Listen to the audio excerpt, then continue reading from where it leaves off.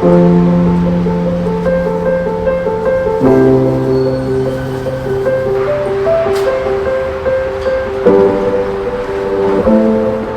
нас запланирована реконструкция с усилением несущих от конструкции.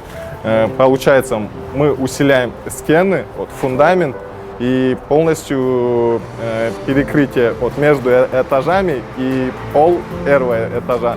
На данный момент мы уже закончили закладку на сеток и, получается, залили бетоном первый этаж. Получается, уже стяжку на первом этаже мы закончили. И с фундаментом мы тоже закончили с двух сторон.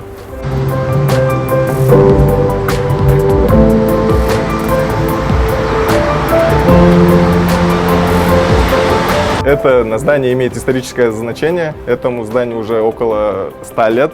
И поэтому мы относимся к реконструкции очень ответственно. При монтаже стен, получается, эти кирпичи, они пришли в негодность. И мы, получается, будем все по-новому закладывать. Но, кстати, у нас таких стен очень много, и каждую из них придется реконструировать.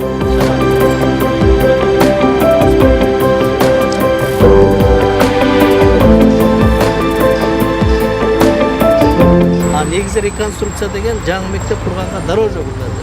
Қанша жылдан бері іштебей тұрады бұл мектеп? Бұл уже биыл 4-ші жыл кетті да, іштебей тұрады. Президент Итбаев бізге тапшырма берді. 15 сентябрда 15 мектептің лентасын лично өзім бөліп берсем деді. Ошон үчүн мына құрылысшыларға айтып коеюн, силер фирманы мындай конкурс ешин астын булаңыз коюп, фасадтарын чекитип жасашыңар.